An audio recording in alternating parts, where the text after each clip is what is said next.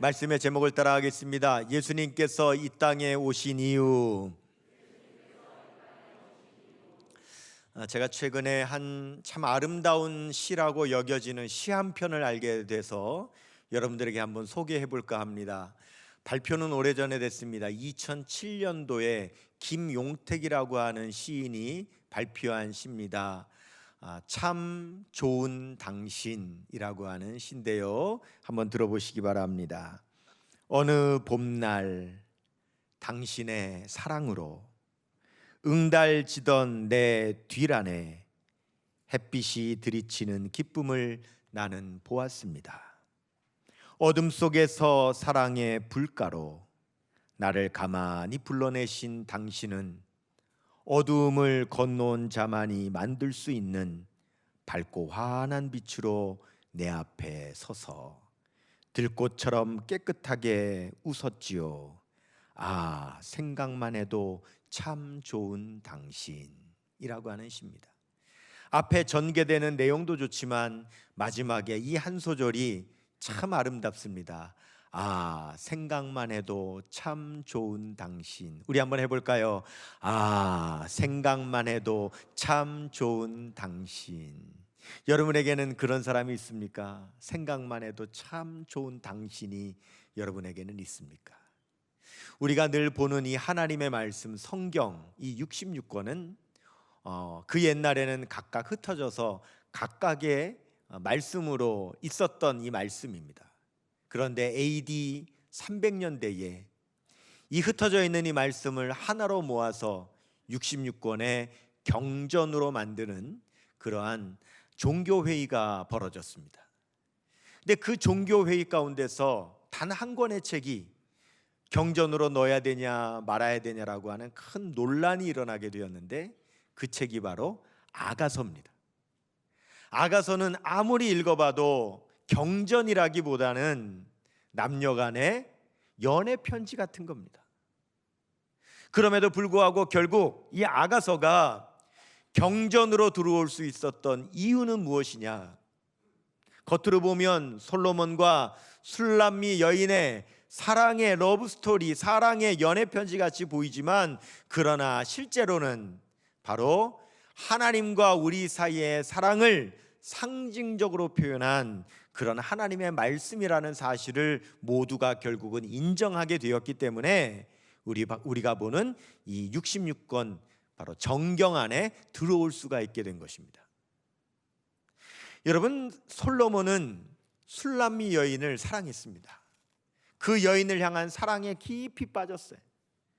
솔로몬은 그 여인을 향하여 아, 생각만 해도 참 좋은 당신, 그렇게 아름다운 사랑을 아가서를 통해서 표현을 했습니다. 우리가 아가서를 읽어보면 당시의 최고의 권력을 가지고 있는 솔로몬 왕이 그토록이나 사랑했던 여인이라면 도대체 얼마나 아름다운 여인이었을까? 그리고 얼마나 귀족의 가문에서 곱게 자라난 여자였길래 이렇게 솔로몬이 아름답게 사랑할까라고 우리가 상상할 수 있는데, 그러나 알고 보면 놀랍게도 이 술람미 여인은 전혀 그런 여자가 아니었어요. 술람미 여인이라고 할 때 이 술람미는 이름이 아니에요. 술람미는요, 동네 이름이에요. 술람미 여인이라고 하는 말은 포항댁, 이런 말처럼 사람 이름이 아니라 술람미라고 하는 동네에 살고 있는 여자라는 말입니다. 술람미 여인은 무명의 여인이었어요. 술람미라고 하는 동네는 아주 시골 농사짓는 마을이었습니다. 아주 시골 마을에서 이름도 없는 여인이 술람미 여인입니다. 이 여인은요, 아주 부잣집 귀족집에서 곱게 자라난 그런 여자도 아니었어요. 술람미 여인의 어머니는 계모였고요, 그 계모가 낳은 아들들에게 얼마나 핍박을 당했는지 그는 집에도 있지 못하고 하루 종일 포도밭에 나가서 그 포도밭에서 농사를 짓는 그런 여인이었습니다. 술람미 여인은 자신의 삶을 이렇게 고백하지요. 아가서 1장 6절 말씀에 보면 같이요, 내가 햇볕에 쬐어서 거무스름할지라도 흘겨보지 말 것은 내 어머니의 아들들이 나에게 노하여 포도원 지기로 삼았음이라 나의 포도원을 내가 지키지 못하였구나. 보세요, 계모와 그의 아들들에게 학대를 당하고 밭에 나가서 하루 종일 농사를 짓느라고 그는 얼굴이 시커멓게 타버린 그런 여인이었다고 자기가 자기 자신을 고백하고 있어요. 이 술람미 여인은요, 자기 자신을 표현할 때 게달의 장막 같다 그렇게 표현을 했습니다. 아가서 1장 5절 말씀해 보니까요, 예루살렘의 딸들아 내가 비록 검으나 아름다우니 게달의 장막 같을지라도 솔로몬의 휘장 같구나 그랬어요. 여러분, 이 게달의 장막이 뭐냐? 당시 이스라엘은 유목 생활을 했는데 이 유목민들이요, 양가죽을 사용하다가 짜투리가 남으면 아까우니까 그 짜투리를 버리지 못하고 모아둡니다. 이 모아둔 짜투리들을 기워가지고 천막을 만들어서 그 천막 속에서 살아가는 거예요. 그래서 게달의 장막을 치면 그 장막의 모습은요, 누더기로 그냥 기워져 있는 그런 상처 입은 그런 누더기의 모습이고요, 계속 햇빛을 받고 계속 바람을 받아서 시커멓고 누렇게 변화된 그러한 아주 볼품없는 모습이 바로 게달의 장막 같아요. 장막이에요. 술람미 여인은 내 자신의 모습이 꼭 게달의 장막 같다 그랬어요. 그런데 그럼에도 불구하고 솔로몬은 예쁘다는 거예요. 솔로몬은 그 여인이 아름답다는 거예요. 아가서에는 그 아름다움을 마음껏 표현하고 있는데 그 중에 한 대목을 보면 아가서 1장 14절에서 15절에 같이요, 나의 사랑하는 자는 내게 엔게디 포도원의 고베로와 송이로구나. 내 사랑아 너는 어여쁘고 어여쁘다. 내 눈이 비둘기 같구나. 솔로몬은요, 너무 예쁘다는 거예요. 나는 게달의 장막 같다고 하는데 솔로몬이 볼 때는 그거 하나하나가 다 예쁘다는 거예요. 여러분, 이런 것을 우리나라 말에 7글자로 뭐라고 하는 줄 아세요? 콩깍지가 씌었다라고 하는 거예요. 솔로몬은 콩깍지가 씌었어요. 옛날에 우리가요, 여러분 콩을 타작할 때 여러분 콩을 수확을 하다가 콩껍질을 때리면은요, 그 콩껍질이 튀어가지고요 사람의 눈에 붙을 때가 있어요. 그러면 앞이 안 보이잖아요. 그래서 사랑의 눈이 먼 것을 우리는 콩깍지가 씌었다 그렇게 표현을 했어요. 솔로몬은 콩깍지가 씌인 거예요. 그런데 이 아가서는 처음에 말씀드린 것처럼 한 남자가 한 여자를 사랑하는 연애 편지가 아니라 그것은 바로 하나님께서 우리를 사랑하시는 그 사랑을 표현한 그 사랑의 비유라고 여겼기 때문에, 인정했기 때문에 성경이 된 것이라 그랬어요. 아가서의 솔로몬이 술람미 여인을 향한 이 콩깍지가 씌은 사랑의 표현은 바로 하나님께서 우리를 그토록 사랑하신다고 하는 그 사랑의 표현을 상징하는 거예요. 우리 하나님도 우리를 향하여 콩깍지가 씌우신 거예요. 게달의 장막 같은 우리, 더럽고 추악한 죄와 허물로 게달의 장막 같은 우리이지만 그럼에도 불구하고 하나님께서 우리를 그렇게 사랑하신다는 거예요. 하나님이 우리를 사랑하신다고 하는 그 사랑의 아름다운 모습은 여러분 2000년 전 어느 날 하나님 나라에서 그 사건이 벌어졌어요. 예수님께서 하나님께 고별 인사를 하고 계세요. 아버지, 저 이제 세상으로 내려가겠습니다. 옆에서 바라보던 천사들이 이해를 할 수가 없는 거예요.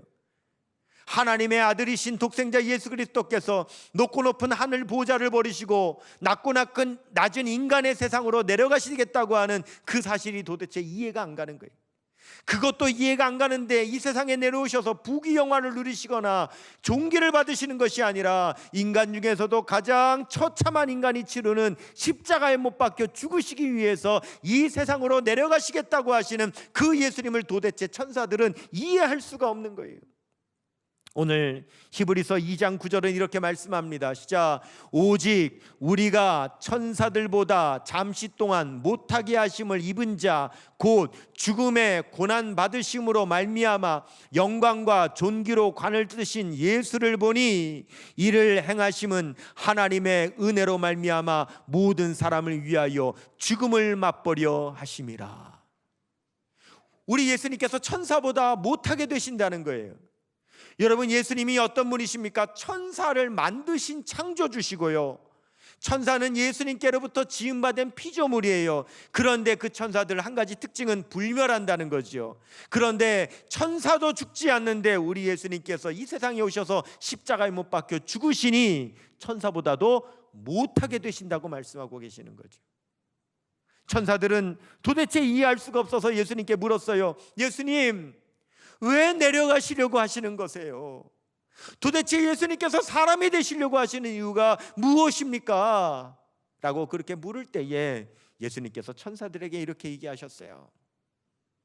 아버지께서 사람들을 너무 사랑하시기 때문이야. 그들이 죄로 지옥에서 영원히 고통당하는 것을 우리 아버지께서 보실 수가 없기 때문에 내가 그들을 구원하기 위하여 나는 세상으로 내려가야만 해야 돼. 우리는 지금 말씀드린 내용이 성경에 그대로 기록되어 있지 않다 할지라도 이 한 구절의 성경 말씀을 통해서 충분히 짐작할 수 있습니다. 요한복음 3장 16절이죠. 시작. 하나님이 세상을 이처럼 사랑하사 독생자를 주셨으니 이는 그를 믿는 자마다 멸망하지 않고 영생을 얻게 하려 하심이라. 아멘. 하나님이 우리를 그렇게 사랑하시기 때문에 예수님께서 이 세상에 오셨다는 거죠. 우리가 읽는 이 성경, 하나님의 말씀, 이 진리는요, 오직 하나님의 사랑의 열쇠로 열을 때에만 우리는 그 말씀이 열려지고 그 말씀이 이해가 되는 거예요. 천사도 하나님의 사랑의 열쇠로 말씀을 열지 못하면 천사도 이해할 수가 없는 거예요. 그렇기 때문에 우리는 하나님의 말씀은 오직 우리는 하나님의 사랑으로만 열 수 있어요. 예수님께서 이 세상에 오신 그 이유도 오직 바로 하나님의 사랑의 열쇠로만 우리가 그 이유를 깨달을 수 있게 되는 거죠. 그래서 사랑이 없으면 아무것도 열 수 없어요. 사랑이 없으면 아무것도 깨달을 수 없어요. 사랑이 없으면 아무것도 아니에요.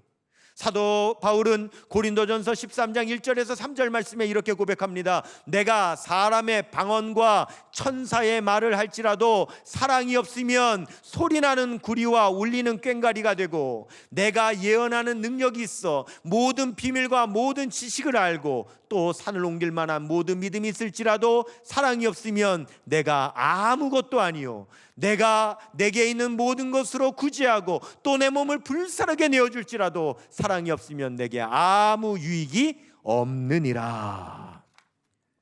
여러분, 우리는 오늘부터 성탄절을 준비하는 대림절 기간을 우리가 갖게 돼요. 우리는 매년 성탄절을 준비하죠. 그런데 올해의 성탄절을 준비하면서도 우리는 반드시 이번 성탄절에 우리가 반드시 준비해야 될 것이 준비되어 있는지 우리는 생각해 봐야 됩니다. 그것이 무엇입니까? 바로 사랑입니다. 사랑으로 준비되지 않은 성탄절은 아무 소용이 없습니다.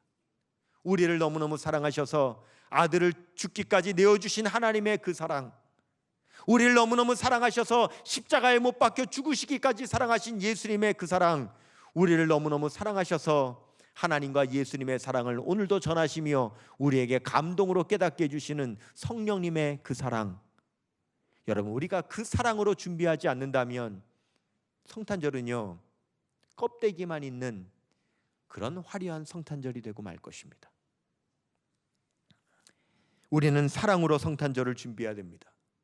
로마서 5장 8절은 말씀하죠. 우리가 아직 죄인 되었을 때에 그리스도께서 우리를 위하여 죽으심으로 하나님께서 우리에게 대한 자기의 사랑을 확증하셨느니라.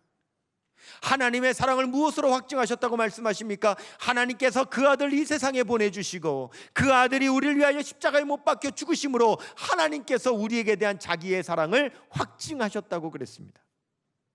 우리는 특별히 2020년의 성탄절을 코로나의 재앙 속에서 우리는 맞이하게 됐어요. 예수님께서 이 땅에 오신 그 이유, 우리는 그 이유를 올해 코로나에는 더 잘 준비하여서 우리는 더 잘 전해야 됩니다. 왜냐하면 그 어느 때보다도 그 사랑을 전하기 너무너무 어려운 환경 가운데 우리가 놓여있기 때문에 그래요. 예수님께서 이 세상에 오신 이유를 우리가 잘 아는 복음성가는 이렇게 찬양하지요. 잊을 수 없네 하나님의 사랑, 날 살리시려고 주신 생명, 십자가 지고 오르신 갈보리 언덕, 날 향한 사랑 때문에 나는 보았네. 피 묻은 십자가, 날 구원하시려고 흘리신 사랑, 나를 바라보시며 흘리신 용서의 눈물, 날 향한 사랑 때문에. 후렴은 이렇게 됩니다. 우리 때문에 생명 주셨고, 우리 때문에 고통 당하셨네. 우리 때문에 갈보리 오르셨네. 무지한 우리 때문에, 날 향한 사랑 때문에. 예수님께서 이 세상에 오신 이유는 우리를 너무너무 사랑하시기 때문에 이 세상에 오셨다는 거죠. 갓 태어난 아기 옆에 험악한 십자가가 놓여지는 것이 어울리지 않는 것 같아 때로는 성탄절에는 화려한 트리를 장식하고 십자가는 멀리 하려고 하는 그러한 마음이 생길 수 있지만, 그러나 그렇지 않습니다. 십자가 대신 요람만 둘 수 없습니다. 십자가 대신 선물만 둘 수 없습니다. 십자가 대신 트리만 둘 수 없습니다. 예수님의 십자가 없는 성탄절은 아무 의미가 없습니다. 우리가 예수님의 성탄절을 준비한다면 우리는 그 무엇보다 예수님의 십자가 앞으로 더 가까이 가야 합니다. 예수님의 십자가 앞으로 가야 하나님께서 우리를 얼마나 사랑하시는지를 깨달을 수 있습니다. 예수님의 십자가 앞으로 가야 예수님께서 우리를 얼마나 사랑하시는지, 성령께서 우리를 얼마나 사랑하시는지 깨달을 수 있습니다. 화려한 트리를 세우기는 하지만 그 트리 옆에서는 하나님의 진정한 사랑을 우리는 온전히 깨달을 수 없습니다. 히브리서 2장 10절에 이렇게 말씀하죠. 그러므로 만물이 그를 위하고 또한 그로 말미암은 이가 많은 아들들을 이끌어 영광에 들어가게 하시는 이래 그들의 구원의 창시자를 고난을 통하여 온전하게 하심이 합당하도다. 우리 예수님을 뭐라고 표현했습니까? 구원의 창시자라고 표현했습니다. 구원의 창시자. 우리 예수님은 구원의 창시자입니다. 우리를 구원하신 유일한 구원자십니다. 그렇기 때문에요, 예수님께서 우리를 구원하시기 위해서는 반드시 십자가를 지셔야 되는 거예요. 그래서 구원의 창시자는 고난을 받으시기에 합당하시다고 그렇게 말씀을 하고 있는 거예요. 여러분, 우리는 반드시 깨달아야 됩니다. 우리가 예수님의 사랑을 반드시 깨달으려면 우리는 먼저 우리 자신이 얼마나 죄인인지를 깨달아야 되죠. 로마서 3장 23절을 말씀합니다. 모든 사람이 죄를 범하였음에 하나님의 영광에 이르지 못하더니. 우리가 이 죄 때문에 죽어 지옥 갈 수밖에 없다는 사실도 깨달아야 됩니다. 히브리서 9장 27절, 한 번 죽는 것은 사람에게 정해진 것이요 그 이후에는 심판이 있으리니. 이렇게 죽을 수밖에 없는 우리를 구원하실 수 있는 분은 오직 예수 그리스도밖에 없다는 사실도 우리는 반드시 깨달아야 됩니다. 사도행전 4장 12절입니다. 다른 이로서는 구원을 받을 수 없나니 천하 사람 중에 구원을 받을 만한 다른 이름을 우리에게 주신 일이 없음이라 하였더라. 하나님께서는 우리를 구원하시기 위해서 예수 그리스도를 우리에게 선물로 보내주셨습니다. 에베소서 2장 8절에 너희가 그 은혜를 인하여 믿음으로 말미암아 구원을 얻었나니 이것이 너희에게서 난 것이 아니라 하나님의 선물이라. 하나님은 우리의 선물이십니다. 예수 그리스도는 우리의 선물이십니다. 여러분, 성탄절의 가장 귀한 선물은 바로 우리를 구원하시기 위해서 이 세상에 오신 예수님 자체가 우리에게 가장 귀한 선물인 것을 잊지 않으시기를 바랍니다. 그래서 로마서 5장 15절은 말씀합니다. 하나님의 은혜와 또한 한 사람 예수 그리스도의 은혜로 말미암은 선물은 많은 사람에게 넘쳤느니라. 여러분, 예수님은 우리와 근본적으로 차원이 다르신 분이죠. 예수님은 거룩하시고 우리는 죄인입니다. 그리고 여러분, 우리는 피조물입니다. 예수님은 창조주입니다. 감히 우리는 예수님과 비교할 수 없는 존재입니다. 그런데 예수님께서 우리를 구원하셔서 우리가 하나님의 자녀가 되었을 때 예수님께서 뭐라고 말씀하시는 줄 아십니까? 내가 하나님의 자녀이고 너희도 하나님의 자녀니 우리는 형제다. 예수님께서 그렇게 우리를 인정해 주십니다. 히브리서 2장 11절입니다. 시작. 거룩하게 하시는 이와 거룩하게 함을 입은 자들이 다 한 근원에서 난지라. 그러므로 형제라 부르시기를 부끄러워하지 아니하시고. 솔로몬이 게달의 장막 같은 그 시골 여인 술라미 여인을 그렇게 사랑한다고 사람들에게 말하기를 부끄러워하지 않고 그렇게 자랑스러워한 것처럼, 그렇게 신분 차이가 남에도 불구하고 내 사랑하는 여인이라고 하기를 부끄러워하지 않은 것처럼 예수님께서 말할 수 없는 게달의 장막 같은 우리를 형제라고 부르시기를 부끄러워하지 않으신다는 거죠. 그런데 하물며 우리가 누구를 부끄러워할 수 있겠습니까? 우리가 누구를 품지 않을 수 있겠습니까? 우리가 누구를 형제라고 부르지 않을 수 있겠습니까? 우리 사랑하는 성도들, 우리 사랑하는 이웃들을 우리가 어찌 품지 않을 수 있겠습니까?